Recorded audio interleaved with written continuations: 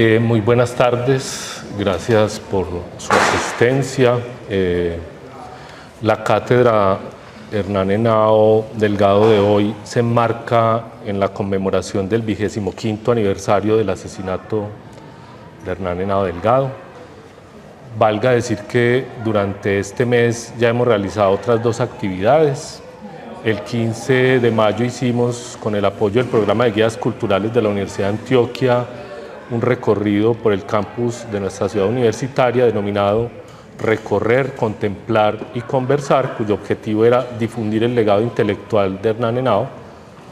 Y la otra actividad es la instalación artística realizada por Andrea Montoya, quien nos acompaña hoy acá, artista y estudiante de nuestra maestría en estudios socioespaciales. La instalación se encuentra ubicada en la fachada de la oficina del INER, en el bloque 9, oficina 243, y también tiene el fin de hacer visible el legado intelectual de Hernán. Podrán ver allí un tótem en el que están 4 de los principales ejes temáticos abordados en los trabajos de Hernán: cultura, familia, conflicto y territorio, que es también el contenido de esta recopilación de textos que se hizo de Hernán Henao. Aquí hay 4 ejemplares. Dora Tamayo, la esposa de Hernán, nos hizo el favor de traernos unos de los que conservaba, entonces quienes deseen, aquí hay 4 ejemplares para que ahorita los tomen. Y también una lona, esta que la trajimos hoy hasta acá, con 4 preguntas encaminadas a dar la opinión respecto al legado, vida y asesinato de Hernán. En cuanto a la cátedra que hoy reactivamos, valga decir que fue creada en 2011, el 11 de febrero de ese año, con la lección inaugural Las ciencias sociales en el debate contemporáneo, de Guillermo Páramo, quien en ese momento era rector de la Universidad Central. En 13 años se han realizado 68 lecciones de la cátedra Hernán Henao Delgado. En 2011, 2012, 2013 y 2015 se hicieron 10 cátedras por año. En 2014 fueron 8, en el 2016 4, en 2017 solo 1, en el 18 fueron 3, 5 en el 2019, en el 2020 solo fue 1, y recordarán pues el momento de la pandemia. En el 2022 no hubo, justamente en este asunto de la pandemia, y ya en el año pasado solo tuvimos 3. Entonces, la intención hoy es darle nuevamente el ímpetu que merece esta cátedra. Hay que decir también que con esta cátedra, desde el INER y con las otras unidades académicas que nos asociamos para hacer esta cátedra, agradezco aquí la presencia de la decana de la Facultad de Ciencias Sociales y Humanas y al jefe del Departamento de Antropología, que se unieron también para la reactivación de esta cátedra hoy. Existen 2 libros muy interesantes donde están compilados alrededor de 24 de las lecciones de los primeros 3 años. Tenemos en el centro de documentación 9 audios y 3 videos que cubren la cátedra de 2015 a 2018, y hay 12 lecciones de la cátedra muy interesantes que ustedes pueden visitar en el canal de YouTube del Instituto. Entonces, hay que decirlo, con esta cátedra hay ya toda una producción de conocimiento muy interesante. Aquí hay personas que han participado en esa cátedra, la profesora Claudia Puerta en su momento, que ve aquí y recuerde, además pues del profesor Ramiro, ahora lo menciono, pero por la cátedra han pasado algunas personas que son muy interesantes en el ámbito del estudio de las ciencias sociales. Mencionaré algunas.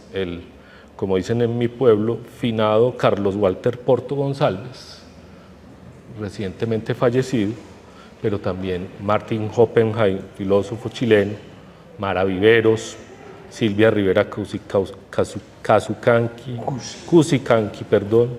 Rogero Hesberg, que ha trabajado mucho con nosotros en el INER, David Harvey, un referente para varias de las cosas que hacemos en el INER, Néstor García Canclini, Chantal Mouffe, Daniel Feierstein, entre otros. Es decir, la cátedra ya ha tenido su amplitud con estas personalidades y un variopinto número de temáticas donde está la memoria, lo territorial, la seguridad, la ciudad, el género, las mujeres, la familia, etc. Desde su creación, la cátedra se trazó dos propósitos. El primero, mantener viva la memoria de Hernán, antropólogo, investigador de las regiones y profesor de aquí de la universidad. Este es el espíritu de la intervención titulada Vivencias, aprendizajes y sentimientos, memorias en torno al colega Hernán, que hará hoy el profesor Ramiro Delgado, a quien aprovecho también para agradecerle su participación. Ramiro también ofreció la lección inaugural en el 2012 y ese es también parte del espíritu de la conmemoración de este mes, además del legado intelectual de Hernán, también mantener viva la memoria de Hernán como colega y profesor. El segundo propósito que ha tenido la cátedra y por el cual ustedes entenderán que ha participado tanta gente y hemos tenido ya 68 lecciones, ha sido fomentar el diálogo y el pensamiento crítico sobre el quehacer de las ciencias sociales y su contribución a las problemáticas y desafíos que se le plantean a nuestras sociedades en la actualidad. Con eso vamos a seguir ahora en el mes de junio y julio. En junio con la profesora Oriana Berlusconi tendremos una conversación donde participará la colega del INER Isabel González y la colega de la Escuela Interamericana de Bibliotecología, Marta, ¿me recuerdas el apellido, Natalia? Bueno, que también trabaja archivo, el tema del archivo y derechos humanos. Y en julio con la profesora Frédérique Blot, que vendrá desde Francia, y trataremos de hacer un diálogo ahí también con la profesora Claudia Puerta y la profesora Denise Roca del instituto. Entonces queremos darle otra vez ese ímpetu pues de ¿qué pasa? Bueno,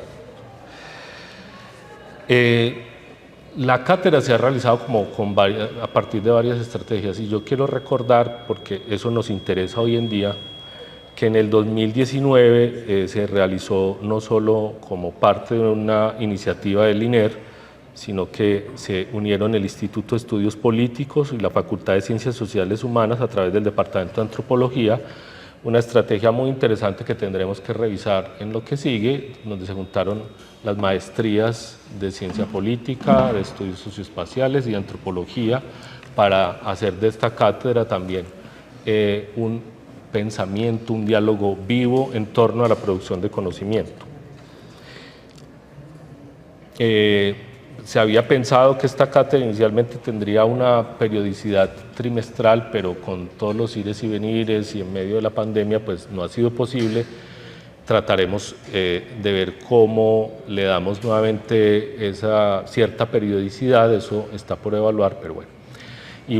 Y a propósito de la memoria viva de Hernán como colega y profesor de la universidad, antes de darle la palabra a Ramiro, queremos poner aquí un pequeño extracto de un audio de una clase de Hernán conservada en el INER en cassette. Es una clase del 26 de agosto de 1992, la quinta conferencia de etnografía, curso.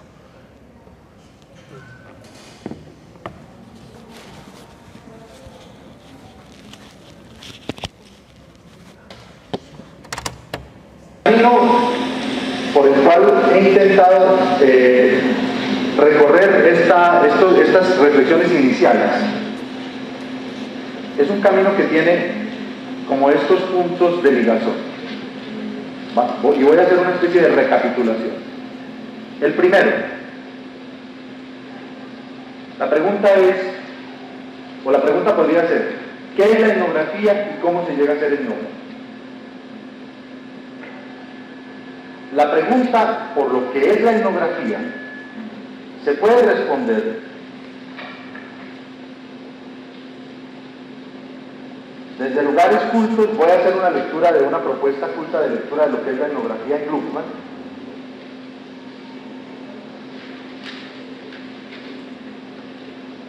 Dice Gluckman: la etnografía constituye una gramática cultural, una teoría abstracta que proporciona reglas para producir, anticipar e interpretar adecuadamente los comportamientos culturales en escenarios dados.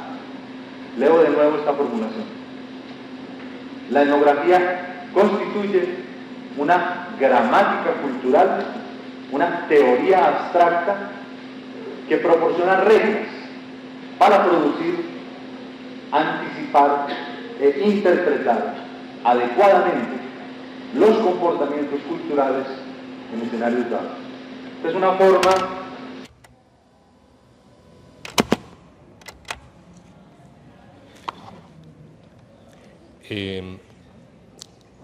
de esa memoria de Hernán como profesor que hoy vamos a tratar de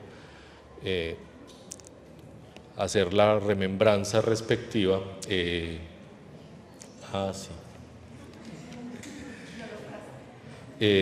Hay también aquí, con el espíritu pues que queríamos hacerlo, pues ciertos objetos que recuerdan a Hernán, pero también personas. Está una monitora de la época, la colega Angélica Serna, su esposa Dora, su amiga Julia, entre otras personas que han querido ser parte de esta cátedra, de esta conmemoración que hacemos hoy. Entonces, después de que tengamos la intervención del profesor Ramiro, vamos a tener un momento también de ir a esos objetos, a esas personas, a esos recuerdos de Hernán en su momento como profesor de la universidad. Ramiro, muchas gracias.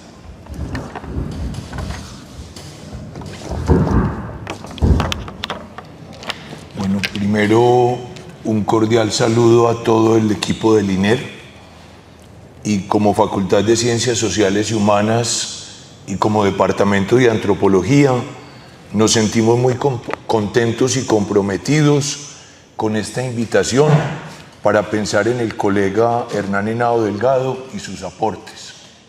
También un saludo a quienes están acompañándonos en los actos que tienen que ver con todo lo que Luis, como director del ENER, menciona en clave del mes de mayo, muy cargado de muchas cosas, y que incluso en la relatoría que hacía ahora el director, faltó mencionar el primer acto en el que se celebraron 35 años del INER. Es decir, mayo para mí y para muchos de nosotros es un mes muy cargado. Me llamó mucho la atención desde que apareció en el INER el pendón que está a mis espaldas con el concepto de el hombre del optimismo y la franca sonrisa.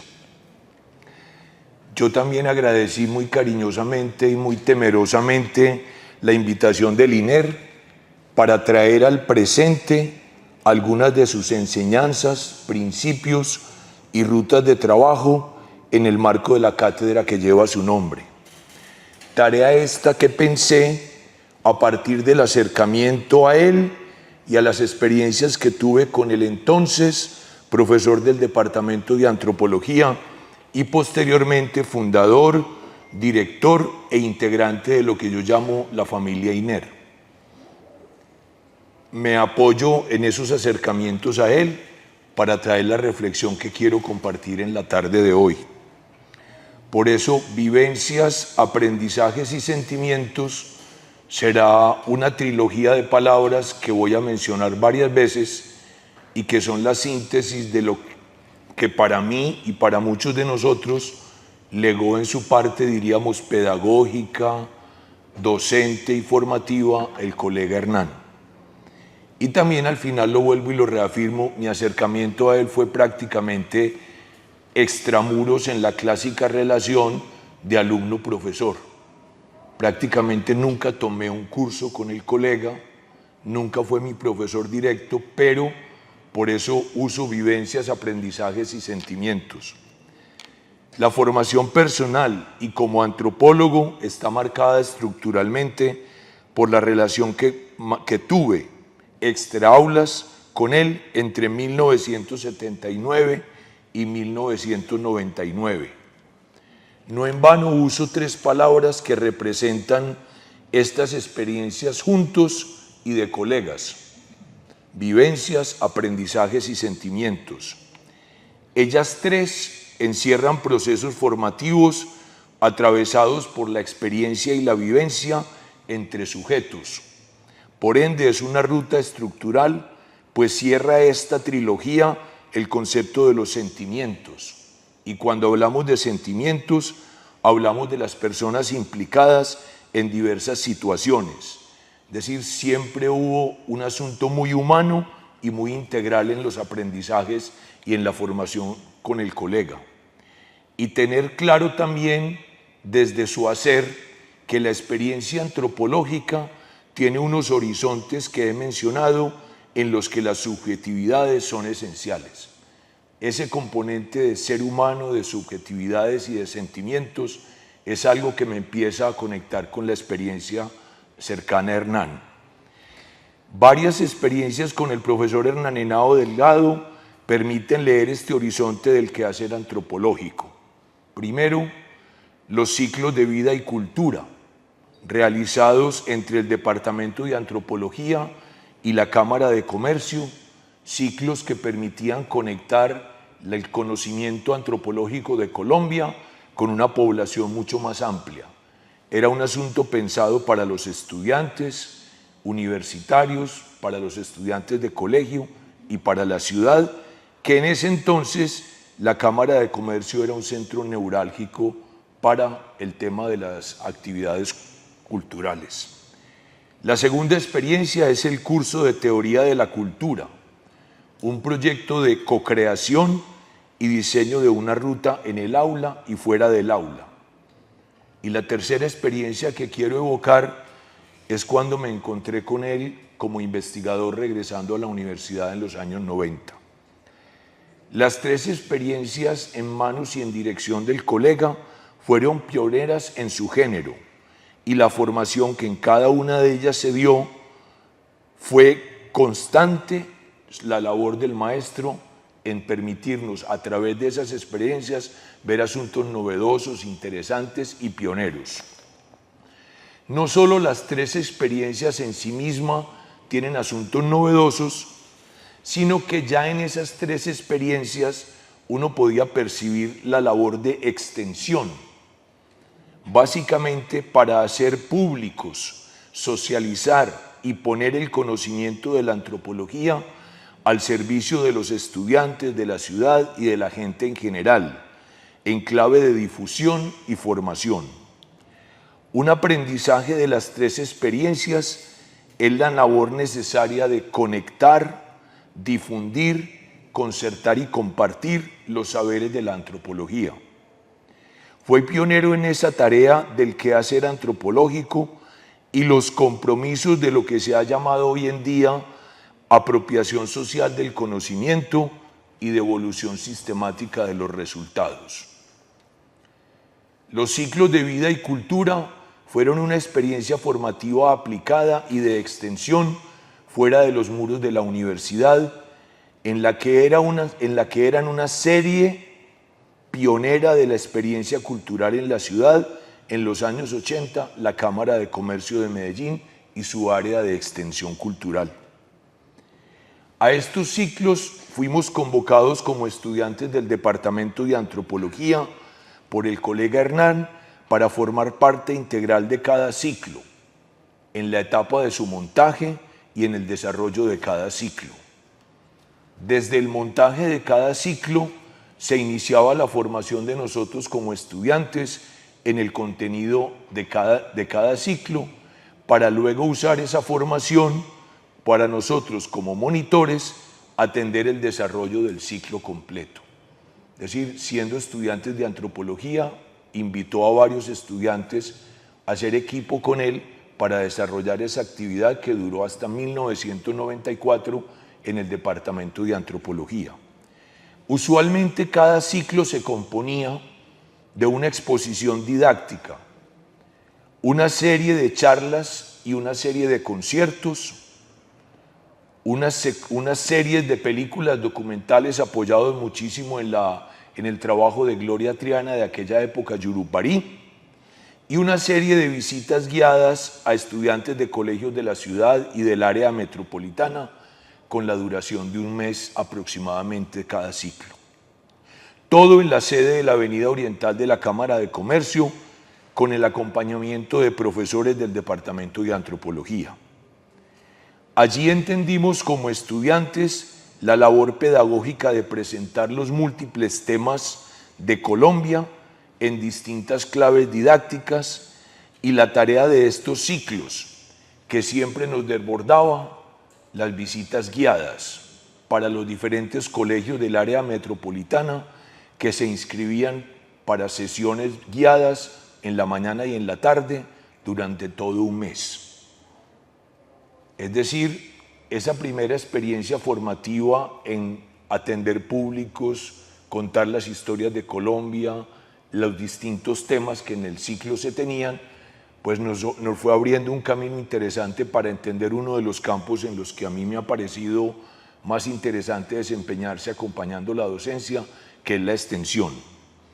Aquí todas y todos los que pasamos por esa escuela siendo estudiantes tuvimos una claridad de que la disciplina y la universalidad de su ser, de su hacer y de su pensar formaban parte de la comunicación con distintos públicos.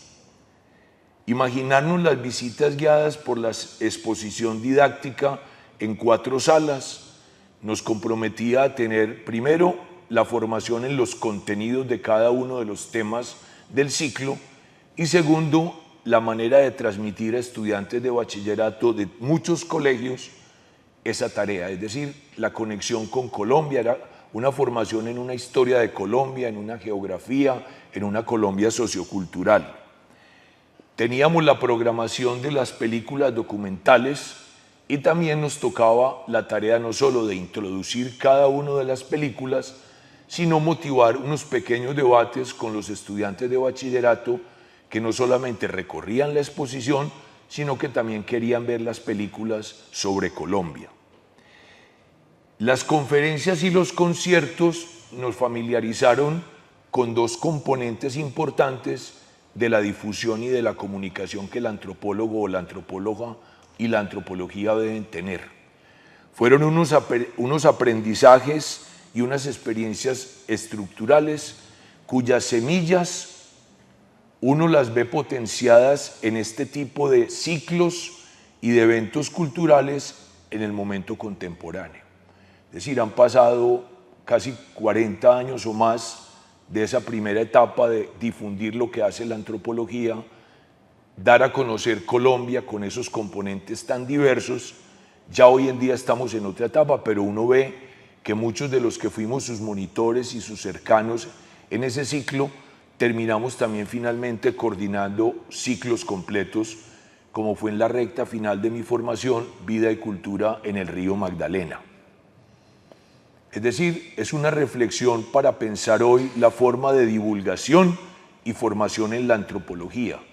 Por eso hablar de vivencias, aprendizajes y sentimientos sintetiza un proceso metodológico y técnico. Aprendizajes en la tarea de la formación, vivencial porque todo este tipo de actividades que voy a mencionar implicaban asuntos prácticos, didácticos y metodológicos. Y cuando hablamos de sentimientos, ya lo mencioné en la parte inicial, siempre había una línea muy importante en lo que empezamos a aprenderle al maestro, es el tema de los sujetos y la interacción de sujetos y todo lo que eso nos implica. Y nos sentíamos muy contentos como estudiantes por esa primera formación y ese primer aprendizaje que tuvimos al lado de él. Segunda experiencia. Para el año 1992, el colega Hernán Henao, ya en el INER, y yo llegando al departamento de antropología, fui invitado a ser su coequipero en el curso de Teoría de la Cultura, abierto a toda la universidad, a la facultad y a gente externa que lo seguía como cursos de extensión. La colega que pensaba Hernán formaría el equipo con él para esta, diríamos, novedad de curso masivo fue la colega Clara Aramburo, que por asuntos ajenos a su voluntad no hizo equipo con Hernán, y logré formar y tener esa experiencia y fortuna de estar con el colega y maestro en otra experiencia que diríamos que sin duda alguna esa cátedra también nos permite hablar de aprendizajes, vivencias y sentimientos. Un curso o cátedra abierta masiva, de una masiva inscripción hasta de 140 estudiantes asistentes, con estudiantes de la universidad y gente de fuera que la tomaba. Fue un revolucionario proceso formativo que involucró a estudiantes de antropología como monitores y monitoras del curso de Teoría de la Cultura. Es decir, me parece como interesante mirar la primera experiencia donde formé equipo con él como estudiante, y en la segunda experiencia él siempre tuvo muy cercana la relación con los estudiantes de antropología, y obviamente pues en esta ocasión de la cátedra el curso de Teoría de la Cultura los involucró a monitoras y monitores de una forma estructural, de tal manera que éramos realmente grupo de trabajo permanente, es decir, no éramos Hernán y yo y los monitores, sino que se creó realmente la construcción de un grupo responsable del curso con dos asuntos muy complejos. La duración presencial del curso eran 5 horas, 4 horas y 1 hora dedicada a que los monitores y las monitoras hicieran una serie de talleres, de experiencias.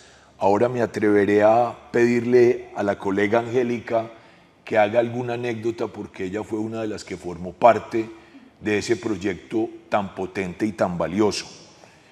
Es decir, no solamente eran 4 horas, sino 5 horas obligatorias de trabajo, y para nosotros obviamente implicaba muchas más horas de trabajo en todos los campos primero con la claridad que Hernán tenía de lo que implicaba construir un grupo para manejar un curso de 140 personas, variando obviamente las versiones que tuvimos la cátedra, que creo que fueron 3 o 4.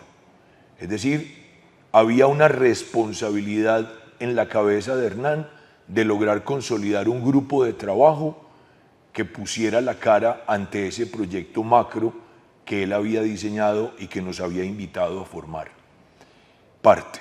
Eran muy complicados los tiempos extra hora de clase y los fines de semana. Y aquí viene casi siempre una hermosa anécdota, porque yo digo que muchos de los temas que Hernán trabajó vienen de su corazón, y yo siempre insisto en que nosotros tenemos la obligación de volver temas profesionales lo que tenemos en el corazón, y eran siempre unas muy largas discusiones en términos de los tiempos que él debía dedicarle a su familia y los tiempos que a veces allá en la misma unidad, en el salón social de la nueva villa de Aburrá, nos obligábamos a reunir, porque era una tensión entre el compromiso de este monstruo de curso al lado de sus responsabilidades. Entonces me acuerdo mucho siempre las directrices de Hernán con sus tiempos y su dedicación a la vida familiar. Me acuerdo viendo a Dora mucho de esa anécdota, la claridad que él tenía sobre la familia, y que obviamente fue uno de sus grandes temas de trabajo. Es decir, era una experiencia en la que más allá de cualquier cosa era el compromiso para obviamente avanzar en la formación. Y bueno, ¿de qué se trataba el curso de Teoría de la Cultura? En la cátedra abierta o el curso de Teoría de la Cultura había 3 asuntos muy claros. Recordamos que uno de sus objetivos aprendidos es hacer asequible los conocimientos de la antropología para enriquecer la formación humana y de otras disciplinas. Entonces había un componente estructural de la cátedra que era presentar la disciplina, que es la antropología. Y luego venía un ramillete de temas que podríamos decir muy clásicos de la antropología, pero más allá de la antropología, de la experiencia humana. Aquí hay un fragmento de una de las clases donde él hablaba de la etnografía y del método etnográfico, porque en el curso, abierto a tantas personas, se empezaba a poner en común para trabajo social, para historia, para sociología y otras dependencias que caían al curso, la importancia del método etnográfico y de la etnografía. Es decir, ahí ya tiene dos ejes el curso o la cátedra, y en los temas claves podremos repasar un ABC de la experiencia humana, la dimensión económica, la política, las creencias, las familias, el contrapunteo entre lo rural y lo urbano. Incluimos siempre o casi siempre el tema de la universidad y en ocasiones se abría el panorama a sugerencias de temas que los mismos estudiantes nos proponían. Es decir, tres asuntos estructurales de la antropología al servicio de otras disciplinas. El departamento continuó con ese curso más allá de la dimensión de la cátedra y durante muchos años antropología ofreció un curso de teoría de la cultura más o menos con elementos parecidos a los que están aquí. Es decir, la cátedra pretendía difundir y formar y hacer asequible y útil para todo tipo de público y estudiantes universitarios la antropología, sus temas y la metodología etnográfica. En ese sentido, sus aportes fueron pioneros y claros para ofrecer una cátedra de esas dimensiones y los distintos tipos de formación que ofrecía el curso en su integralidad. Se desarrollaban, entre otras metodologías didácticas o técnicas, a resaltar dos que me parecieron muy importantes desde esa época. La elaboración del diario de campo, es decir, una estrategia de registro de la práctica del conocimiento, y él ya en esa época la cruzaba el diario de campo con las autobiografías de los mismos estudiantes, una automirada, casi que ¿quién soy yo?, podríamos decir, era el título de ese diario de campo. Al final yo conservo traje dos para que a la hora de los objetos los miremos, porque son de esos materiales que por mil razones a veces quedan en manos de nosotros y los estudiantes se les olvida de esas joyas que han producido, porque se darán cuenta que una persona como Hernán, con el concepto del diario de campo, la dimensión que los monitores y monitoras también tenían ya de ese componente y la dimensión que uno tenía del diario de campo, pues hizo que se produjeran unas cosas maravillosas. E imaginémonos la tarea de 6 personas revisar, en términos generales, de 100 a 120 diarios de campo, es decir, desbordaba cualquier posibilidad de horas mínimas para el desarrollo de esa cátedra. Y el otro componente que quiero resaltar era la invitación que él siempre hacía en el curso a las puestas en escena, en el performance, como manera de vivenciar y comunicar al grupo los temas que los estudiantes trabajaban y desarrollaban. Y era un curso que ponía dos asuntos muy tocadores de cada uno de los estudiantes y los vinculaba de una manera muy integral, puesto que por un lado el curso los obligaba a mirarse en a sí mismos, y es una tarea de la cual no estamos muy acostumbrados, y mirarse a sí mismo tiene muchas maneras de revolcar el interior de la persona. Y lo segundo, obligarlos o invitarlos mejor a actuar o a presentar de formas no convencionales un tema que habían investigado o trabajado. Entonces, la formación en el curso no solo era sobre qué es la antropología, sobre el método etnográfico y un cachito de la etnografía, la observación y el diario, sino que también involucraba a los estudiantes de manera bastante estructural. Es un balance muy positivo en clave del propósito del curso o cátedra abierta. Intenso trabajo de los estudiantes vinculados de múltiples formas en el desarrollo del curso, que incluía, como lo dije ahora, no solo del programa inicial, sino la posibilidad de tocar otros temas que llamaban la atención a los estudiantes. Aquí el colega Hernán Henao explotó en mí y alimentó múltiples dinámicas en clave de la docencia desarrollada a partir de ahí. Cátedra abierta, interactiva, intensa, vinculante, reflexiva y participativa. Si yo miro mi devenir como docente en el departamento, y estoy seguro de que quienes hicimos no solo la equipo con él en los ciclos de vida y cultura, y quienes hicimos equipo con él en la cátedra, llevamos cada uno de nosotros y de nosotras muchas marcas que nos permiten mirar la docencia y las clases como un espacio supremamente interactivo y probablemente menos convencional de lo que puede ser un salón de clase con un profesor y un alumno. Ya oímos un pedacito y digo, hay unas memorias porque él se preocupó muchísimo de grabar todas las sesiones de la cátedra.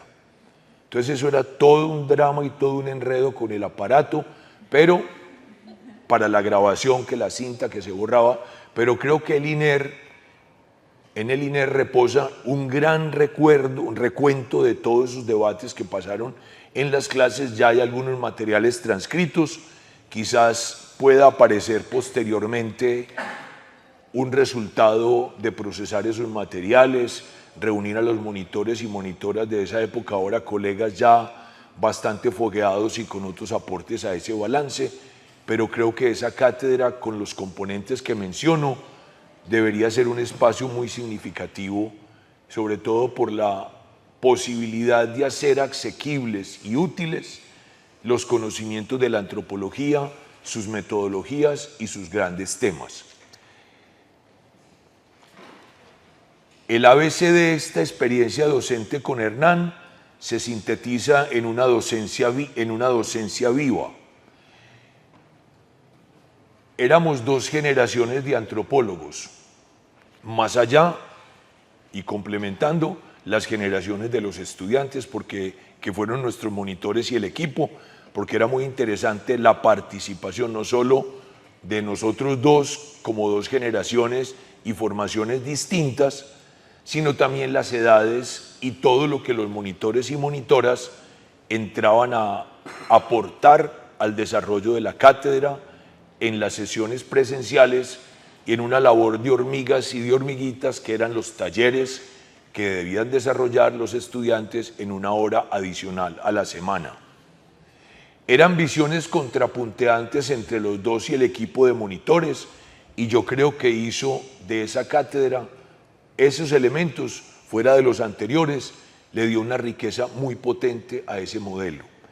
En el departamento, en algunas ocasiones y en la facultad hemos tenido cátedras a dos manos, pero bajo la figura de estar presentes los dos profesores, como en este caso siempre estábamos Hernán y yo, y el equipo de monitores y monitoras. Es decir, no era un rato Hernán y un rato Ramiro y a veces los monitores, sino que había una continuidad permanente. Entonces los debates eran perspectivas sobre la familia de Hernán, perspectivas sobre la familia desde perspectivas que yo trabajaba. Es decir, era muy valioso, y en el tema de la universidad tuvimos pues una anécdota para el tema de los movimientos estudiantiles. En ese semestre teníamos el tema de la universidad y estábamos debatiendo en el curso la historia de la universidad y Colombia. Estaba la asamblea permanente sesionando en el Camilo Torres, a las 8:05 de la mañana el auditorio 10-118 repleto. Llegaron los encapuchados y armados a suspender la clase, y fue muy bonita la experiencia porque los mismos estudiantes fueron los que de una u otra manera valoraron lo que estábamos haciendo en el salón con ellos y ellos con nosotros, y prácticamente le dijeron a los estudiantes que estaban en la asamblea permanente que si en el Camilo Torres tuviéramos un debate sobre la historia y la pertinencia de la universidad pública como la que estábamos teniendo en el curso, pues ellos cerraban el salón y iban al auditorio. Es decir, fue una manera muy bonita de valorar las discusiones en un curso de teoría de la cultura en la Universidad de Antioquia. Un tema era la universidad pública. Entonces fue una anécdota muy asustadora obviamente, pero muy valoradora de la idea de Hernán de una cátedra con esos niveles. Es decir, La cátedra estaba dinamizada por 6 formas de pensamiento, escuelas de formación muy distintas y obviamente perspectivas y debates muy valiosos. Lo autobiográfico, lo de automirarse y lo de autoobservarse sí generaba muchos escozores, y creo que también hoy en día, cuando hacemos las autobiografías religiosas, las autobiografías culinarias, y ponemos al estudiante a meterse en un tema de un curso en ellos mismos, genera escozores, pero da resultados muy positivos. Y la antropología obviamente es una disciplina que permite y exige en ese juego de sujetos y objetos de estudio a sujetos que formamos parte de proyectos de conocimiento. Los autoconocimientos son bastante importantes. Es decir, había demasiados terrenos valiosos para ese modelo de cátedra, muy difícil obviamente de montar, pero de una u otra manera la cátedra aportó varios componentes formativos importantes en lo teórico, metodológico y didáctico, que son la presencia o impronta del colega Hernán Henao en diálogo con el equipo de los aportes de monitores y monitoras en términos de transmitir lo que nosotros como equipo trabajábamos y las clases regulares con los temas clásicos. Experiencias formativas, evaluativas y valorativas, el aprendizaje a partir del sujeto y de las prácticas personales. Fue una doble formación para mí y para el equipo de monitores, y por el otro lado la formación del estudiantado, pedagogías didácticas y contenidos. Valga casi la anotación de que las dos experiencias anteriores se pueden leer y mirar bajo vivencias, aprendizajes y sentimientos. Un asunto que yo creo atravesó la vida de Hernán, y que ahora que uno ve con 35 años el crecimiento del INER y conoce muchos de los trabajos que pasan en el INER, creo que son semillas que han seguido rodando, porque esas 3 palabras la encuentra uno permanentemente. Y por ejemplo en la celebración de los 35 años del INER pudimos poner en conjunto en el acto hablar de aprendizajes, vivencias y sentimientos. Es decir, la cátedra abierta y el ciclo de vida y cultura me parece que son 2 lugares muy valiosos para seguir reconstruyendo la labor pedagógica formativa del colega Hernán. La tercera vez que me encuentro con el profesor Hernán Henao y con el colega fue a través de la invitación al proyecto de investigación titulado por la autora como una aproximación desde la antropología teatral a 2 fiestas religiosas en Colombia, el Carnaval del Diablo en Río Sucio y el Carnaval de Barranquilla, y la invitación fue para dirigir el componente del Carnaval de Barranquilla, una invitación para dirigir y hacer la investigación y también tener la relación con auxiliares y coequiperos de investigación. Esta dirección del proyecto y su ejecución se coincide temporalmente con la última etapa donde Hernán estuvo en el INER, y al final del proyecto ya él no estaba con nosotros. Y en esa recta final tuvimos cambios obvios y rutas finales muy diversas a las que se pensaron inicialmente cuando se creó el proyecto y cuando yo asumí el desarrollo del proyecto con un equipo de 3 auxiliares de investigación. Nos acompaña una de ellas en el auditorio, la colega Ana María Tamayo. Varios aprendizajes, vivencias y sentimientos atravesaron el proyecto del Carnaval de Barranquilla. La claridad siempre expuesta por Hernán sobre la atención en las relaciones éticas con los interlocutores en un proyecto investigativo, y la importancia del registro del proceso de conocimiento en la investigación o del trabajo de campo en diferentes formatos. Para mí fue muy interesante asumir este reto, porque yo venía de hacer mi primera experiencia investigativa de pregrado, una investigación de formación, luego un proyecto a nivel de la maestría, y en el llegar a la universidad me encuentro con esta ocasión y con esta fortuna de tener a Hernán invitándome a pensar Barranquilla. Y ahí esos elementos que resalto también ponen de relieve toda esa línea de vivencias, sentimientos y aprendizajes. Cómo nos relacionamos con nuestros interlocutores en la investigación, la importancia de los soportes del trabajo en terreno y ya siempre resaltando el tema del diario, de la fotografía y de los registros de audio. Por eso yo celebro mucho cosas que conocemos en la historia del INER que harían muy feliz obviamente al colega. 10 años del programa de radio es algo que estaría yo seguro de que él disfrutaría muchísimo, porque con el ciclo de vida y cultura, no lo mencioné ahí para no recargar muchas cosas, también resultábamos haciendo programas de radio en la Cámara de Comercio, en la emisora de la universidad y en Radio Bolivariana. Es decir, él siempre tenía una preocupación por los registros en distintos medios y la importancia de la investigación y los soportes de la memoria del trabajo de campo. Todo esto fortaleció y reafirmó en mí y al equipo de auxiliares el concepto de la investigación, acción participativa. Y como contemporáneo con los aportes de la IAP en el proyecto del Carnaval, fue siempre enfático en algunos elementos que sintetizo. Tener interlocutores y deconstruir el imaginario de objetos. Articular la mayor cantidad de voces posibles para triangular las versiones particulares. El trabajo horizontal con nuestros interlocutores. El compromiso y el regreso de la información que se construye y el trabajo con coinvestigadores. Los registros o soportes del conocimiento del trabajo de campo y el énfasis de trabajar en el proyecto de Barranquilla con los verdaderos hacedores del carnaval, obviamente triangulando otras fuentes para avanzar en el conocimiento. Esta experiencia investigativa bajo su presencia fue también un fortalecimiento en el uso del método etnográfico en diálogo con la investigación-acción participativa para construir un proceso de generar conocimiento o investigar enriquecido y conformando equipos de coinvestigadores con los sujetos del carnaval.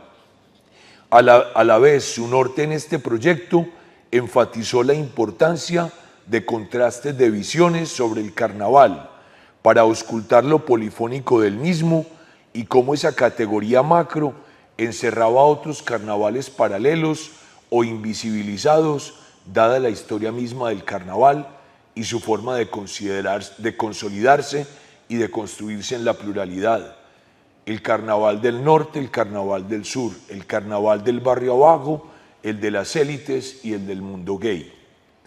De tal manera que este encuentro con el colega Hernán Henao se encuadra igualmente en los 3 ejes de sus aportes en la formación y la acción como antropólogo, vivencias, aprendizajes y sentimientos. Tanto las 3 experiencias esbozadas como los 3 ejes de la conversación elegidos para mirarlas son aprendizajes que han seguido su vida en las labores de muchos antropólogos y antropólogas, así como del instituto. Su espacio y su proyección como maestro, como antropólogo y como investigador, y con el devenir del mismo, ha crecido su legado y se ha potenciado a nivel sorprendente en la presencia de estos 3 ejes que dan cuenta de una impronta viva de la labor de maestro del colega Hernán. Aprender a través de experiencias vivenciales y con el componente de los sentimientos. Reafirman y conectan principios como el desarrollado por Abadio Green de corazonar o corazonear y el concepto de sentipensamiento del maestro Falsborda.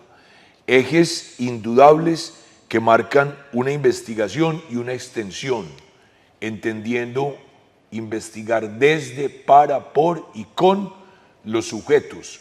Lo mismo hacer una extensión desde, para, por y con los sujetos, lo cual nos lleva a ver también que estas claves éticas y metodológicas se reflejan en la producción de resultados de investigación o de materiales para la extensión, con una amplia aplicación del concepto actual de apropiación social del conocimiento uso, utilidad, sentido y circulación amplia y directa de los conocimientos fruto de la investigación y de la extensión.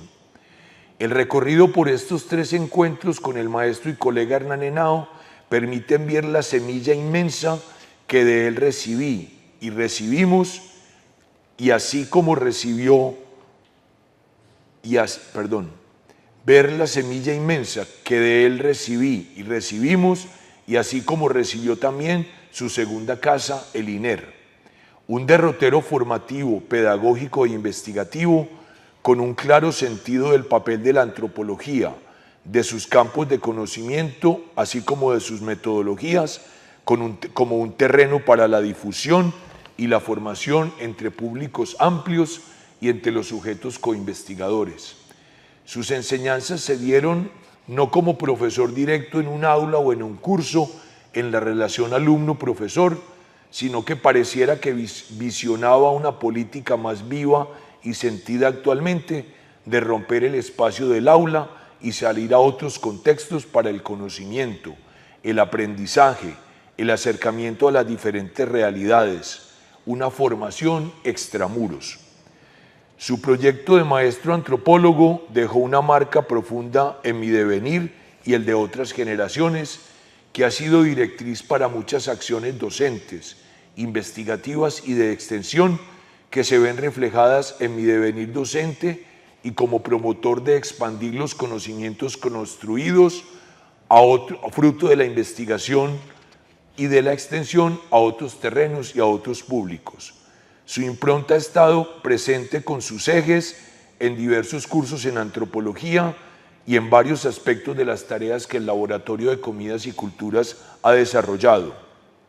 Invito a que cada uno y cada una de nosotros y nosotras que tuvimos encuentros con el colega y maestro, revisemos cómo en el hoy están presentes muchas de sus marcas formativas, obviamente revitalizadas, reinventadas, recontextualizadas, no solo por las dinámicas contemporáneas de la vida sociocultural del mundo y lo local, sino por algo que también en una pequeña intervención que hice para estas conmemoraciones de Hernán, por las nuevas generaciones de profesionales de muchas disciplinas, pero evoco la antropología, por las nuevas generaciones de profesionales de la antropología que retomando sus improntas las hacen vivas hoy con la energía y fuerzas de estas nuevas generaciones que están en el INER o que seguimos aplicando, replicando, reformulando sus aprendizajes, sus vivencias y sus sentimientos.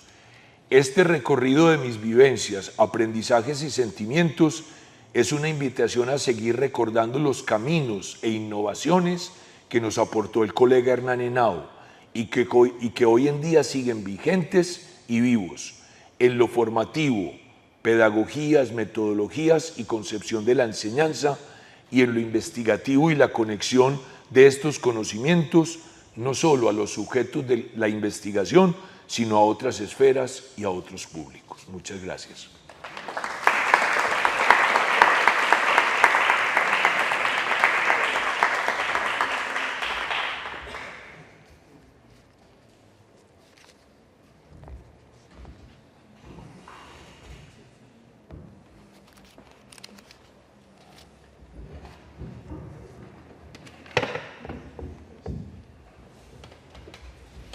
Muchas gracias, María. Tu evocación, justo que recordaste ahora el programa Saberes para Contar y sus 10 años, olvidé decir también que hay una emisión del programa Saberes para Contar, recientemente salió con Ramiro también, en conmemoración del 25º aniversario del asesinato de Hernán. Bueno, ahora vamos a abrir un espacio para comentarios, preguntas que suscita la intervención de Ramiro. Entonces, y tu preámbulo. Suscita el preámbulo que hace Luis y un poco lo que yo traté de poner en limpio. O sea, qué bueno oír comentarios, ideas que afloran al respecto después de estos 3 momentos en los que considero que aprendí muchas cosas de Hernán.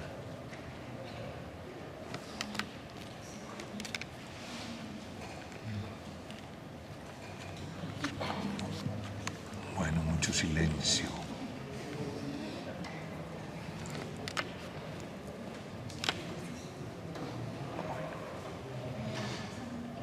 Claudia. Como estamos grabando, entonces, o mueves la cámara, pero entonces sí, el sonido y este también. No, mucho aparato. Creo que Mucho por acá. aparato. La importancia del registro. Obviamente, sí, eso no es gratis. Todo el micrófono. Yo creo que es muy bonito este tipo de espacios porque pues nos convocan diferentes generaciones. Entonces yo escuchando a Ramiro también evocaba mi propia experiencia con él como mi profesor en los cursos que tuve la fortuna de seguir con Ramiro, y en esa idea de la interacción, de la participación, de hacer unos cursos muy vivenciales a partir de las propias biografías, de la propia introspección. Desde un punto de vista antropológico, pues recuerdo ese viaje pues a Cuba que yo creo que marcó a mi generación, a un congreso de religiones.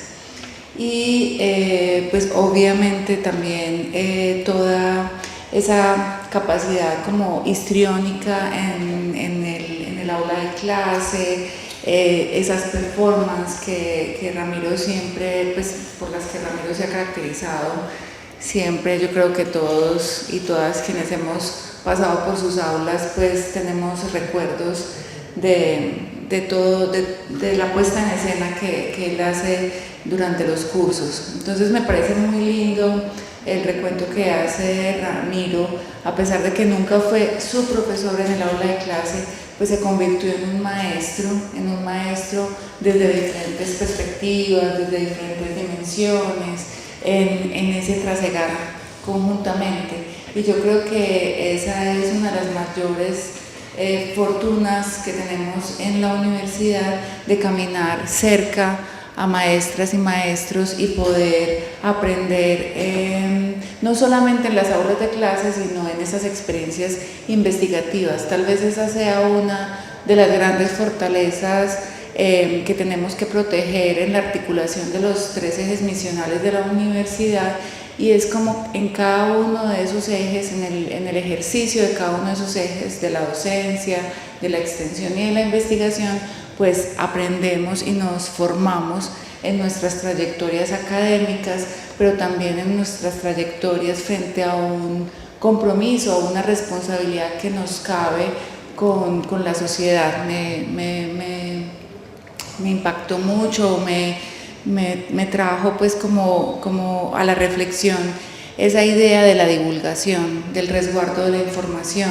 de la posibilidad de socializar, de abrir conocimientos expertos a el público en general, a cómo la universidad definitivamente está convocada a ser un faro para la sociedad, a ser un referente en términos de cómo cada persona puede construir su propio discernimiento y su propia postura frente a diferentes asuntos con base en unas manifestaciones, en unos discursos, en unas narrativas que desde la universidad podemos ofrecer a la sociedad. Entonces te agradezco muchísimo por esta provocación y sobre todo pues que sea el momento también para agradecerte todo mi proceso de formación, porque haces parte de él, y obviamente pues ya en otros espacios hemos compartido mi propia historia cerquita al profe Hernán, y como en el ámbito de la investigación formativa pues tuve también la fortuna de aprender a su lado, no muy cerquita, pues porque era el director y yo era una auxiliar de investigación, pero sí como referente y con todos sus estudiantes y todas las personas a las que él formó, pues que eran también mis profesoras en ese entonces, haciendo mi trabajo de investigación. Entonces, bueno, muchas gracias.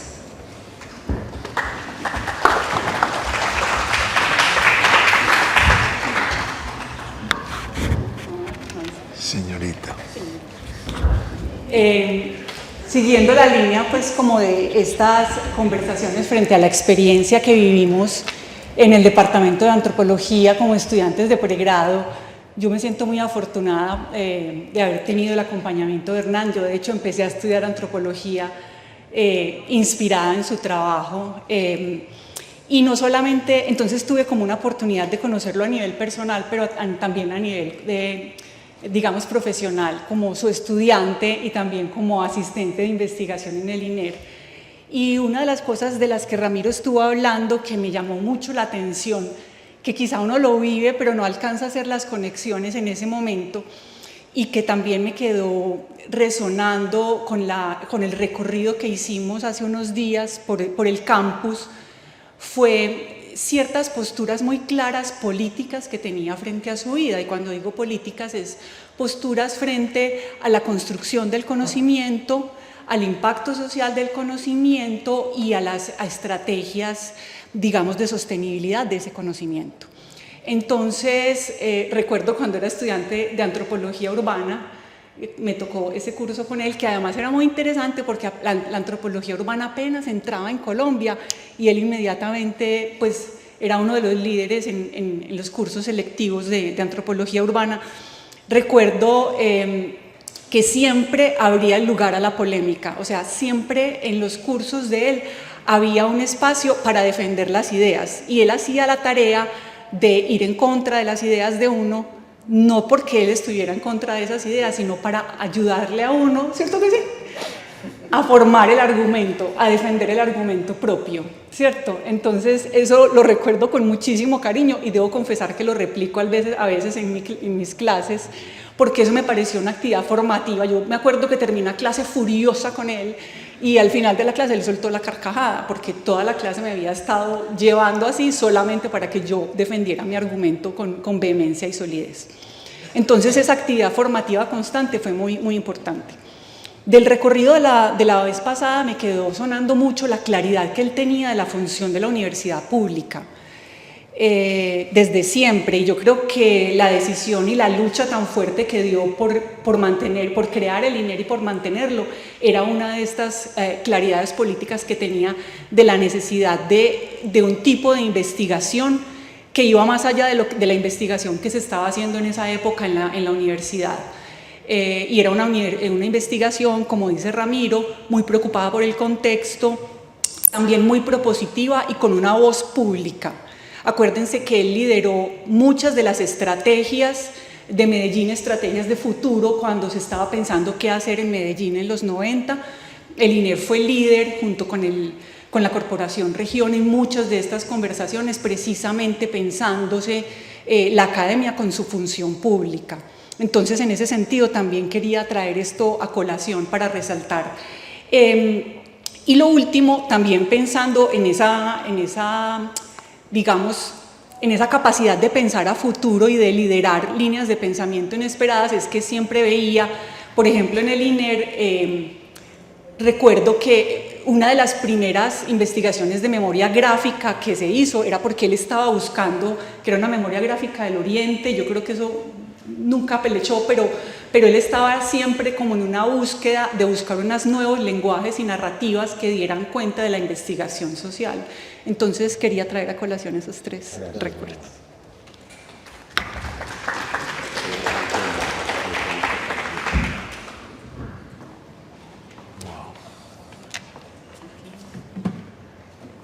Los soportes de la memoria. Bueno, buenas tardes. Me convocan a hablar de una experiencia que ya tiene 32 años. Yo era estudiante de antropología en ese momento, creo que cuarto o quinto semestre, cuando tuve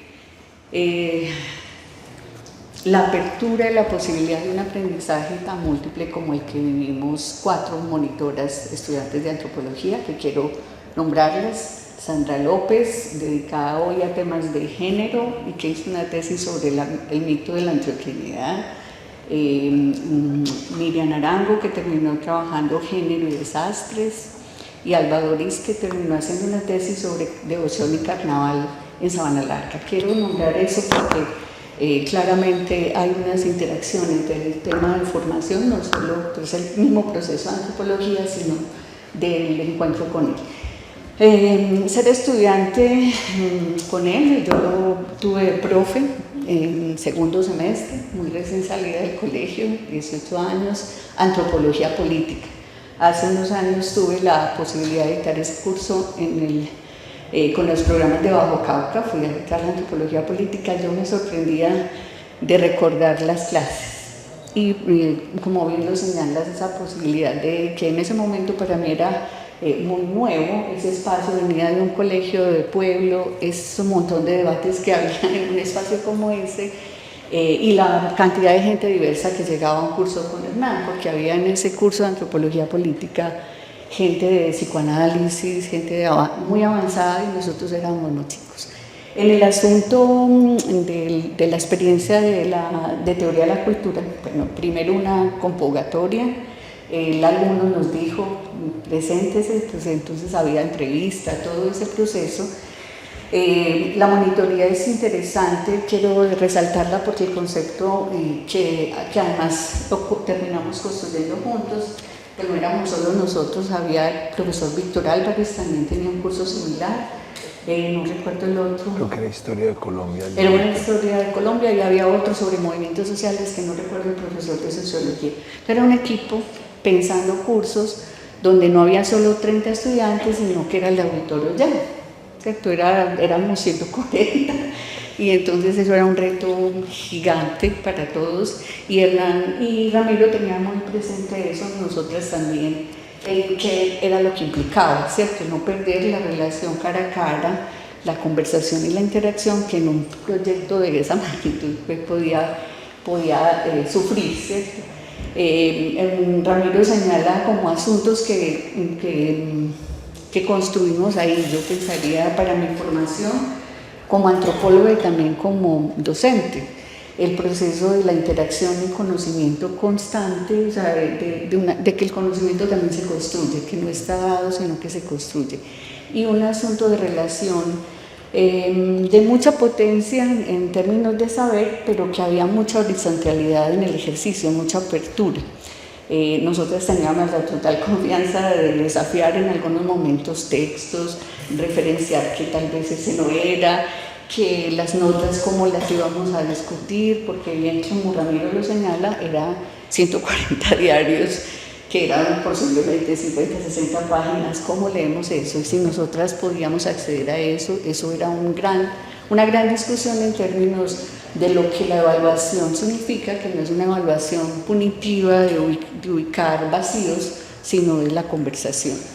Yo señalaría como asuntos de ese proceso que quedan en mi memoria, que era un ejercicio donde había una gran iniciación y posición de los profesores, en ese caso Hernán y Ramiro, y nosotros lo que hacíamos era agenciar espacios como espacios de conversación alternos, que preparáramos como una ruta en términos de qué lo oído, leído, y en lo que se estaba avanzando pudiera pasar por experiencia. Yo hoy lo puedo llamar de esa manera, una perspectiva de lo pedagógico en clave de experiencia, en la que no solo era el espacio expositivo, sino que eso pasaba por el cuerpo, por la memoria, por lo subjetivo, por recorrer los lugares. De ese tiempo, pues que yo lo señalaba en algunos momentos de la antropología, hay gente que todavía yo me la encuentro y conversamos, ¿cierto? Voy a nombrar algunos de los que pasaron. Rubiela Zuluaga, que era de trabajo social, que es una gran líder en Granada, ha desarrollado un proceso complejo de trabajo y que es una amistad de largo trecho en la que está siempre el curso, ¿cierto? No es porque su formación es múltiple, pero hay una huella humana, metodológica, de expansión y de confianza y de interacción que siempre está.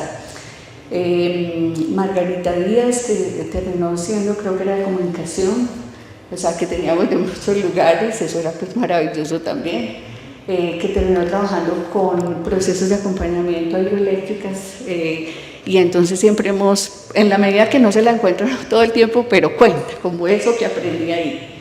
Y recuerdo un regalo que nos hizo un estudiante de artes que estaba en el curso, que a todos nos regaló, yo creo que todos lo tenemos, no sé, un grabado de Juan David Higuita.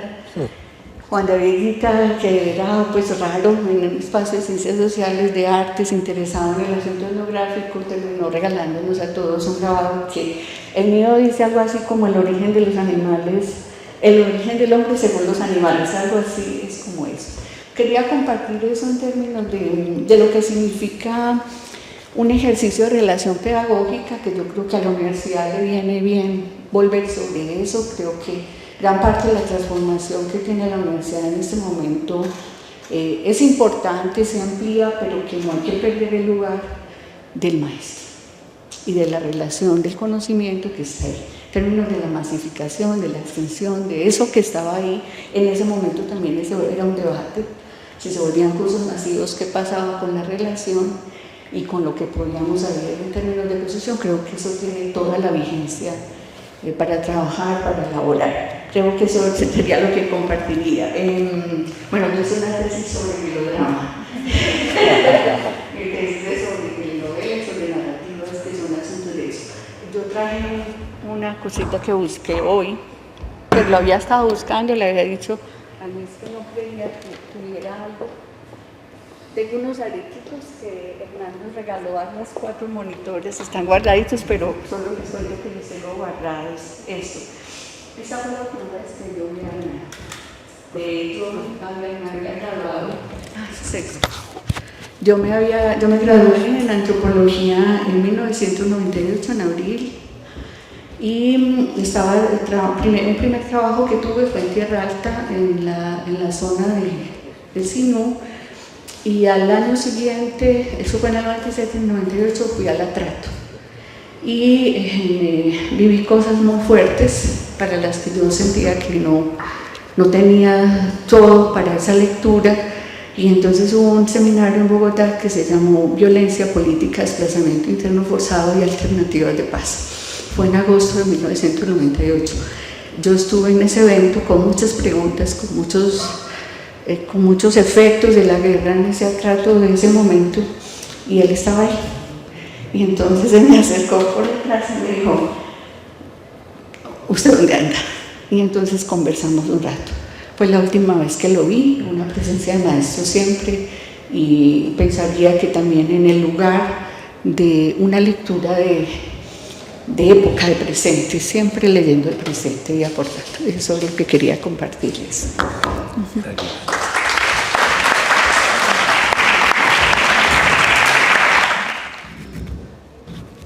Buenas tardes. Yo soy Rodrigo Zuluaga, soy bibliotecólogo acá de la Universidad de Antioquia, pues estudié bibliotecología aquí, me jubilé con el departamento de Antioquia, en la Secretaría de Educación, y quería contar 2 pequeños detalles que tuve con el difunto Hernán. El primero,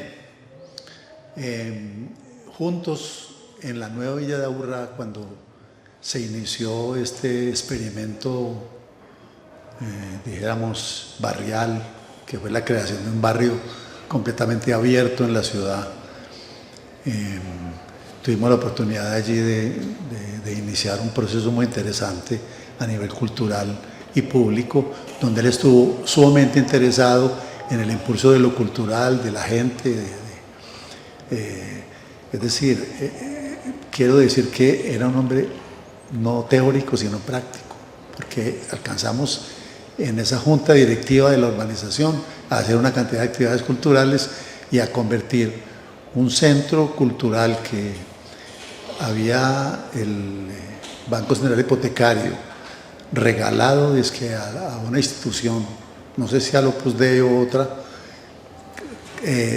recaptarlo y convertirlo en un centro cultural que le sirviera a esa comunidad de la nueva villa, que es una urbanidad que queda por la 80, yo no sé si ustedes lo ubican claramente, y no solamente para la gente de la villa, sino para barrios aledaños, o sea que es un trabajo cultural bien interesante allí, aplicando todas las teorías sociales, y era un hombre pues generosísimo en ese aspecto, trabajando duro hasta altas horas de la noche a su trabajo, que no tenía pues como nada que ver con la parte académica, pero sí práctica y en la parte social, familiar, sumamente entregado. Ese es un punto interesante.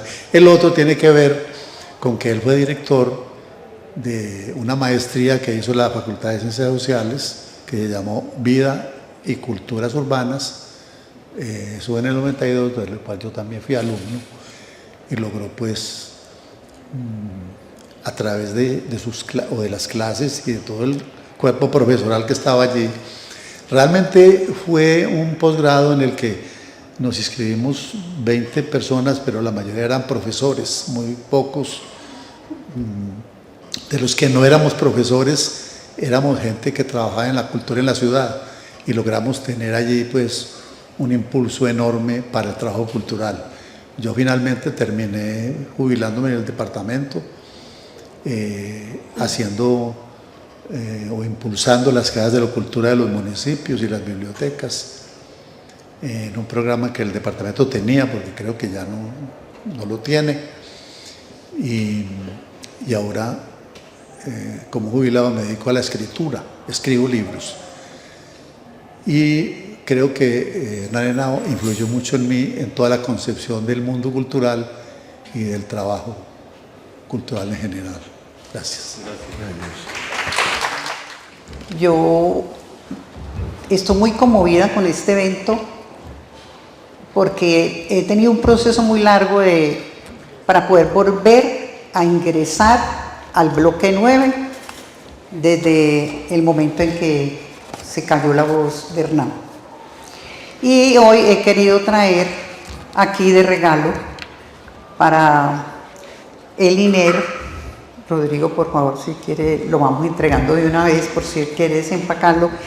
Este libro, donde esa manera de sanar ese dolor, lo hice a través de un cuento, en esta narrativa literaria que está en este libro, que se llama Silencios, que lo tomé como se llama este cuento, que es mi homenaje, mi manera de sentir las 24 horas que vivimos en ese dolor tan grande.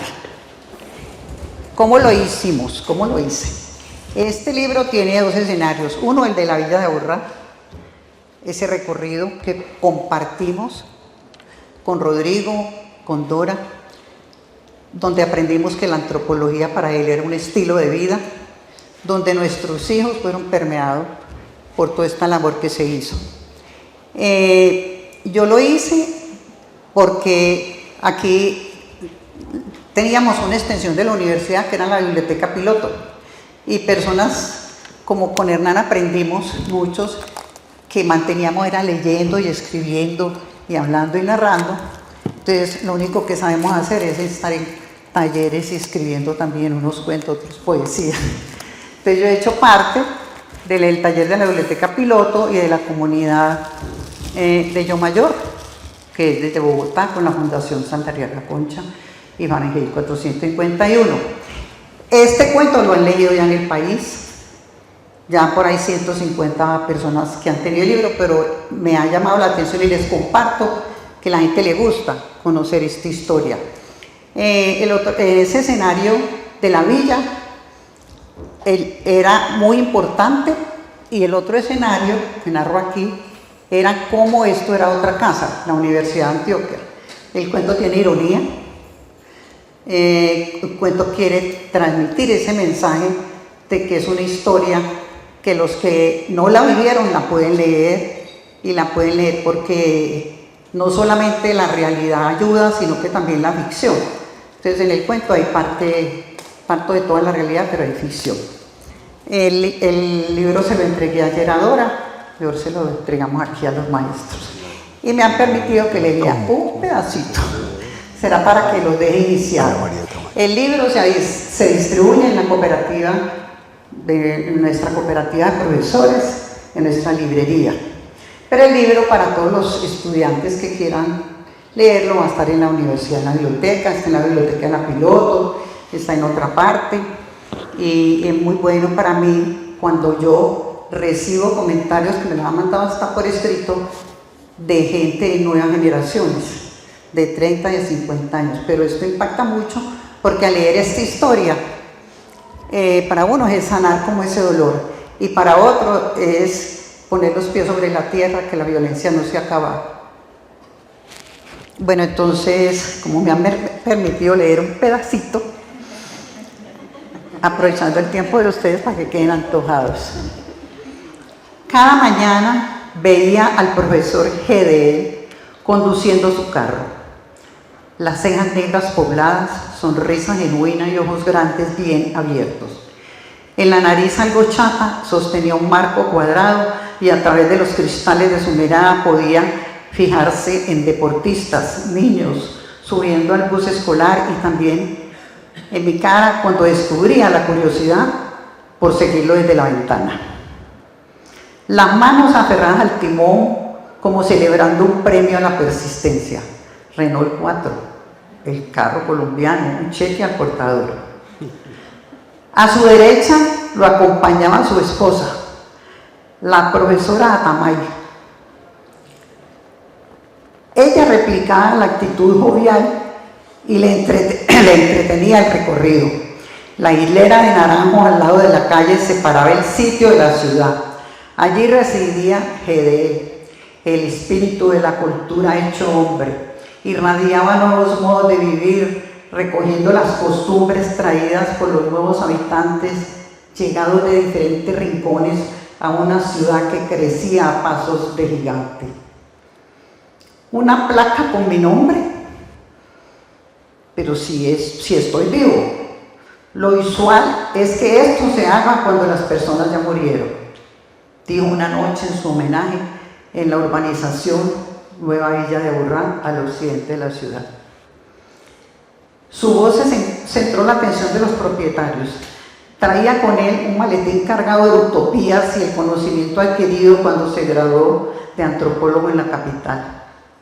Esa noche de homenaje,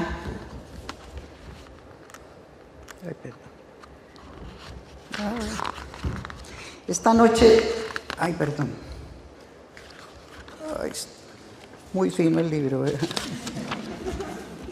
Muy bonito. Esta noche de homenaje, con la sonrisa tierna, cubierta por un bigote negro espeso, respondió el fuerte aplauso de la esposa Tamay, sumado al de los asistentes, quienes lo aclamaban a una sola voz. Gedel cumplía 40 años de vida. Sus dos hijas presentes en el evento habían crecido en medio de espacios verdes, mientras él, con su persistencia, mereció que su nombre completo quedara en una placa en la pared externa del recinto, un centro cultural.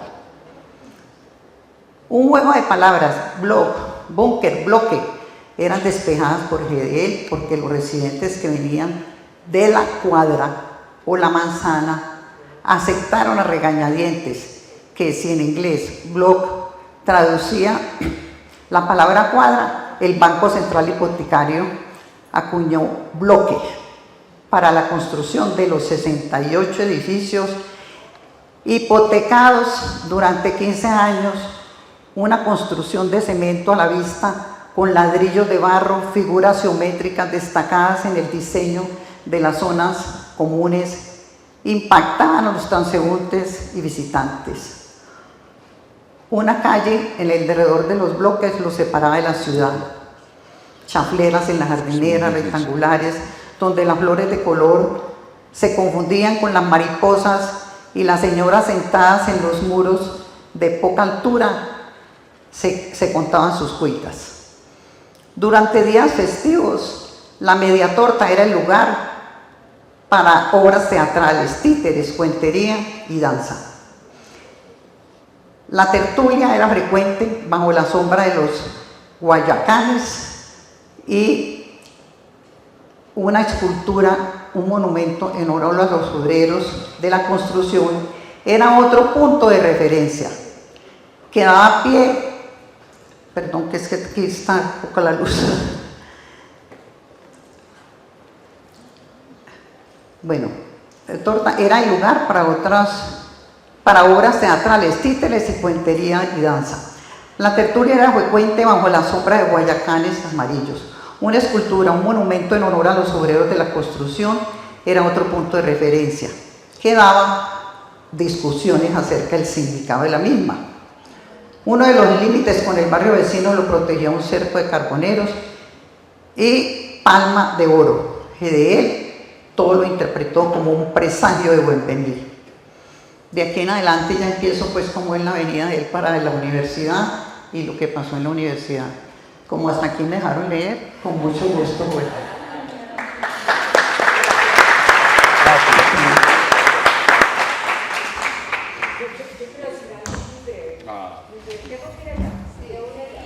Yo les voy a firmar, este es de Claudio, que lo había prestado, y a usted les voy a firmar el libro, ustedes dos. Quiero agradecerle a Ramiro y resaltar lo que dice Ramiro, y yo quiero complementar lo que dijo Ramiro, ambos, ok. Complementar lo que dijo Ramiro con lo siguiente. Para Hernán, el compromiso con la universidad, con la ciudad. Acuérdate que para él la ciudad era un punto de pensamiento muy importante, era un imperativo categórico. Yo le decía que era el más kantiano que yo conocía. Es decir, todo le dolía, todo lo atravesaba, pero creía y estaba convencido de dos cosas. La primera, que nuestra responsabilidad mayor era la universidad, y la universidad pública. Yo tengo memoria de que pues, los profesores de mi generación, pues fue nuestro asunto de debate todo el tiempo, el tema de la universidad, el tema de cómo defender la universidad. Y para defender la universidad nos parecía muy importante la formación, no solamente la capacitación del estudiante, sino la formación de los estudiantes. Por eso esas cátedras como la teoría de la cultura, la importancia como de otros discursos en la universidad, de otros saberes que llegaran a los ingenieros, ¿cierto? Cursos de literatura que llegaran a ingenieros, cursos de ética que llegaran a los de biología, qué sé yo, estuviera en la universidad, porque la universidad pública era eso, es decir, no solamente eran saberes, sino la gran, digámoslo, escuela de formación de ciudadanos, y él creía en los ciudadanos. Y la última cosa muy importante en la etapa, pues al final de la vida, lo que nos tocó pues de su vida, fue el INER.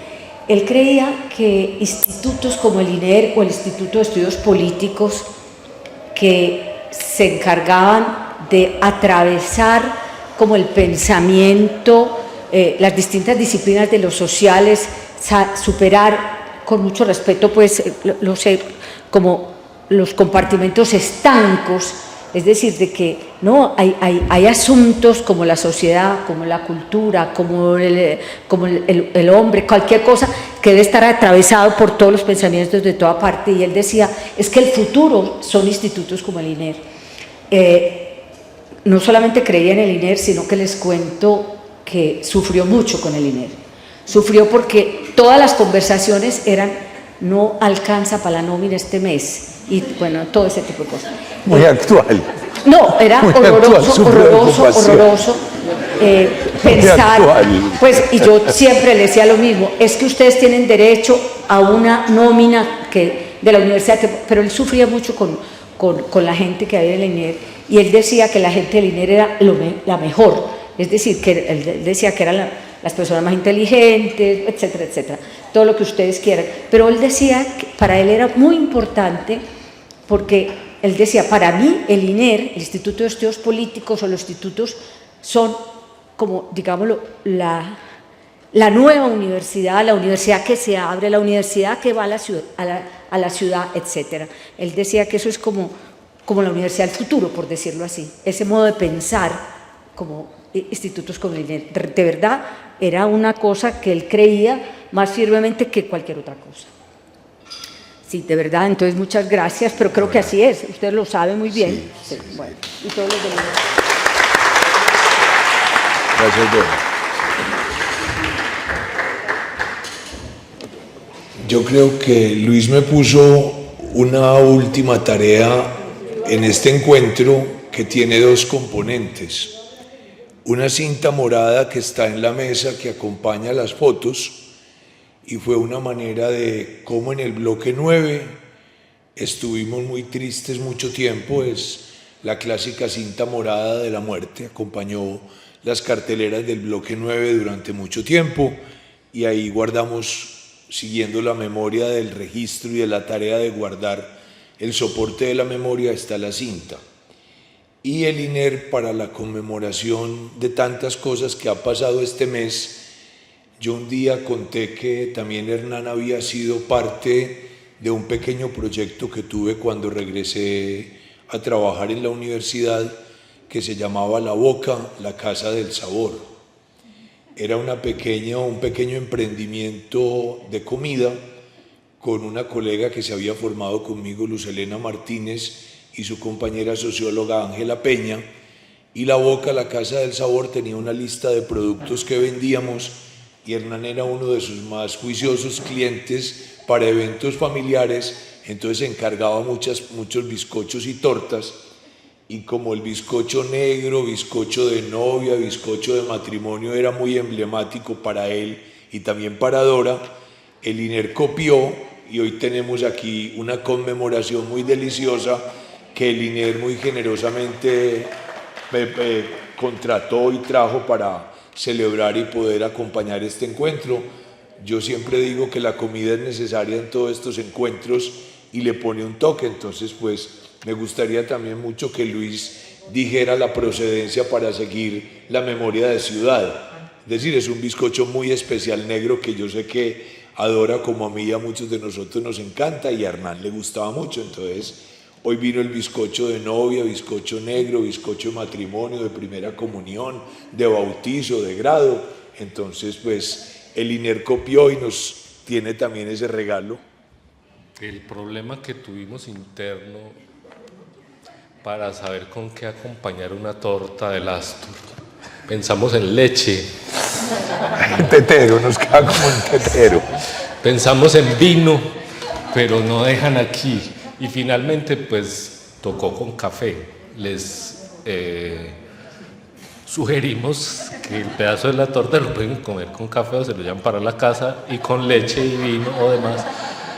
Pero en todo caso, pues la torta es un momento, pues, la cereza en el postre, pero yo realmente estoy muy conmovido hoy. Logramos lo que queríamos con el evento. Muchas gracias, Claudia, muchas gracias, Ana, muchas gracias, Angélica, Rodrigo, Julia, perdón. Dora, muchas gracias. Esto era lo que queríamos hacer hoy. Y con Además, Ramiro. un día pasé por el INER en este altar permanente que hemos tenido durante todo el mes y pregunté y admiré las orquídeas. Y hoy llegaron aquí porque también supe que había sido la presencia de Dora en este acto, en este mes. Entonces están muy lindas que llegaron también hasta hoy. Bueno. No sé quién tiene el ¿Algún honor comentario o adicional, sabe partir la torta. Vamos a partir la torta. A partir la torta. ¿Van a poner la tarea? Sí, gracias. ¿Van a Ramiro, poner la tarea? claro. Además es la tarea más difícil porque la torta de matrimonio siempre parten unas cositas así, unas tarjeticas. No, pero creo que esta da para... No, vamos a poder comer una buena tajada de bizcocho. Sí. Yo por último, pues quisiera agradecer francamente a mi colega Natalia Cardona por todo el empeño que puso para esto. Al equipo de apoyo técnico. Al siempre presente Nelson Ramírez, que nos acompaña en a Yesenia, nuestra coordinadora del Centro de Investigación, con la tarea. Y no sé si se me olvida a alguien, pero agradecer también la presencia de nuestros estudiantes de la maestría en estudios socioespaciales. A las auxiliares administrativas, a las personas que están, toda la familia, aquí hay gente de los semilleros, colegas, bueno, a Miguel también por su deferencia, un personaje ya emblemático de la universidad. No vaya ahí sin la torta, Miguel. Por favor. Bueno, yo voy a ir haciendo la tarea, pues a ver. Gracias.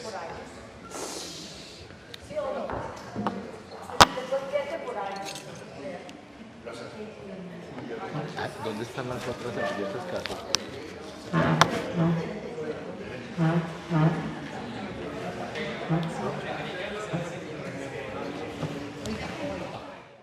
La tertulia era frecuente bajo la sombra de guayacanes amarillos.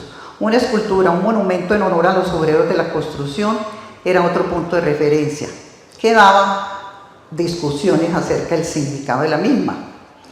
Uno de los límites con el barrio vecino lo protegía un cerco de carboneros y Palma de Oro, que de él todo lo interpretó como un presagio de buen venir. De aquí en adelante ya empiezo pues como en la venida de él para la universidad y lo que pasó en la universidad.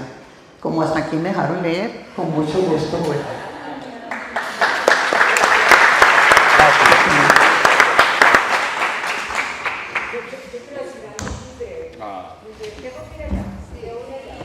Yo les voy a firmar, este es de Claudio, que lo había prestado, y a usted les voy a firmar el libro a ustedes dos.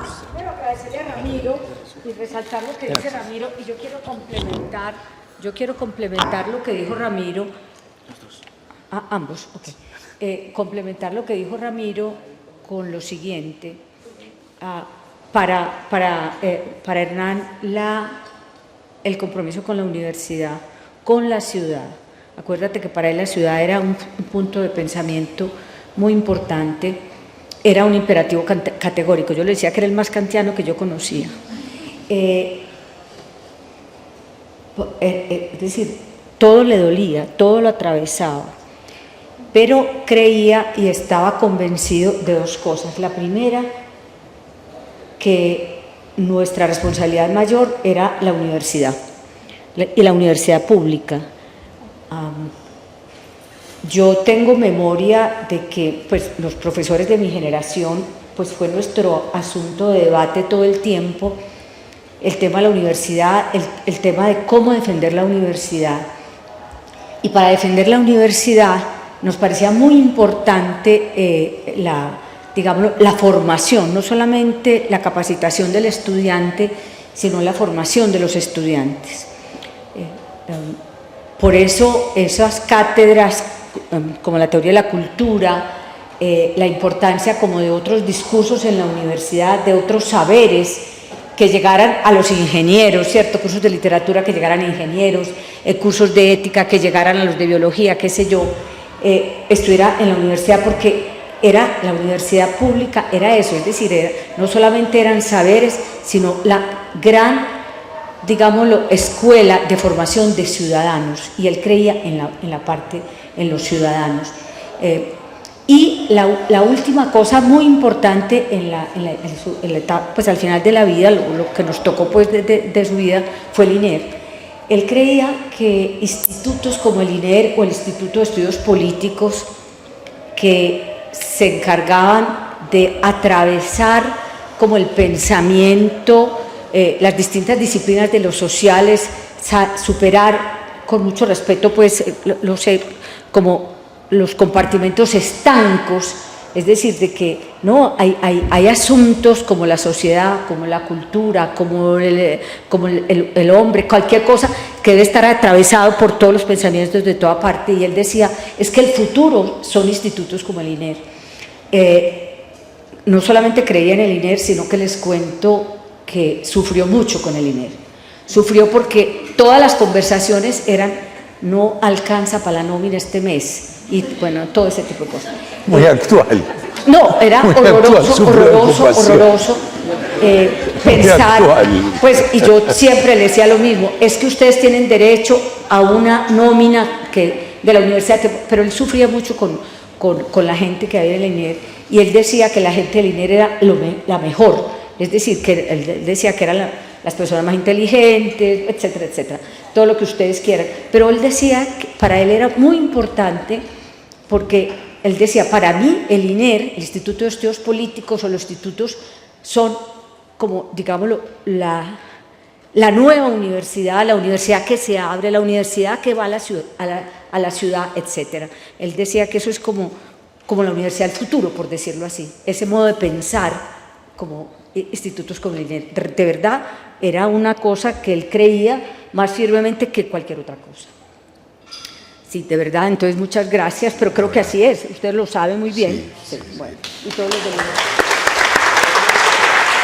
Gracias, Dora. Yo creo que Luis me puso una última tarea en este encuentro que tiene dos componentes. Una cinta morada que está en la mesa que acompaña las fotos, y fue una manera de cómo en el bloque 9 estuvimos muy tristes mucho tiempo. Es la clásica cinta morada de la muerte, acompañó las carteleras del bloque 9 durante mucho tiempo, y ahí guardamos, siguiendo la memoria del registro y de la tarea de guardar el soporte de la memoria, está la cinta. Y el INER, para la conmemoración de tantas cosas que ha pasado este mes, yo un día conté que también Hernán había sido parte de un pequeño proyecto que tuve cuando regresé a trabajar en la universidad, que se llamaba La Boca, la Casa del Sabor. Era un pequeño emprendimiento de comida con una colega que se había formado conmigo, Luz Helena Martínez, y su compañera socióloga Ángela Peña. Y La Boca, la Casa del Sabor, tenía una lista de productos que vendíamos, y Hernán era uno de sus más juiciosos clientes para eventos familiares, entonces encargaba muchos bizcochos y tortas, y como el bizcocho negro, bizcocho de novia, bizcocho de matrimonio era muy emblemático para él y también para Dora, el INER copió, y hoy tenemos aquí una conmemoración muy deliciosa que el INER muy generosamente contrató y trajo para celebrar y poder acompañar este encuentro. Yo siempre digo que la comida es necesaria en todos estos encuentros y le pone un toque, entonces pues me gustaría también mucho que Luis dijera la procedencia para seguir la memoria de ciudad. Es decir, es un bizcocho muy especial negro que yo sé que a Dora como a mí y a muchos de nosotros nos encanta, y a Hernán le gustaba mucho, entonces hoy vino el bizcocho de novia, bizcocho negro, bizcocho de matrimonio, de primera comunión, de bautizo, de grado. Entonces, pues, el INER copió y nos tiene también ese regalo.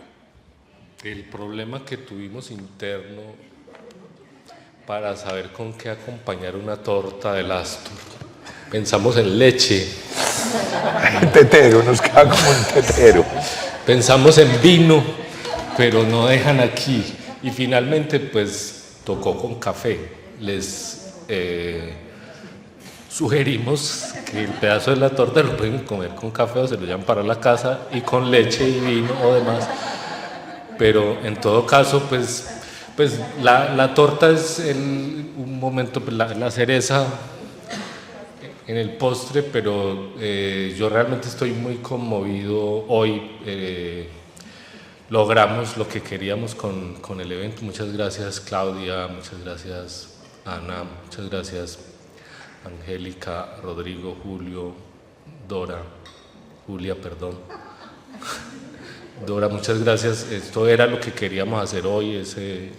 Además, un día pasé por el INER en este altar permanente que hemos tenido durante todo el mes y pregunté y admiré las orquídeas.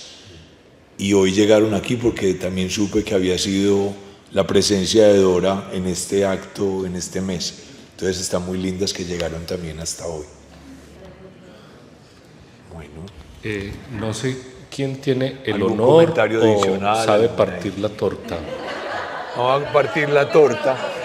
A partir la torta. ¿Van a poner la tarea? Sí, gracias. ¿Van a Ramiro, poner la tarea? claro. Además es la tarea más difícil porque la torta de matrimonio siempre parten unas cositas así, unas tarjeticas. No, pero creo que esta da para... No, vamos a poder comer una buena tajada de bizcochos. Sí.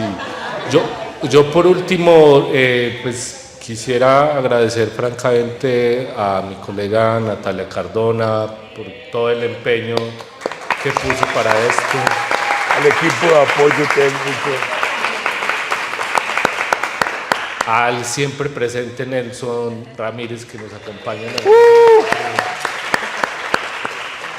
A Yesenia, nuestra coordinadora del Centro de Investigación, que con las tareas.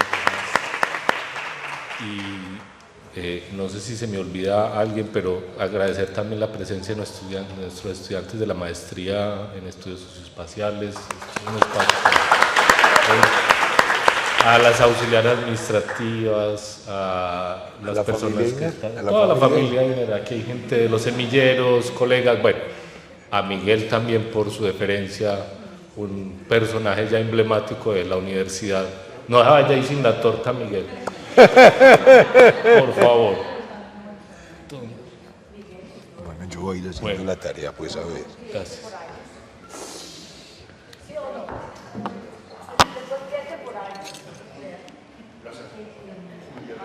¿Dónde están las otras servilletas, Carlos?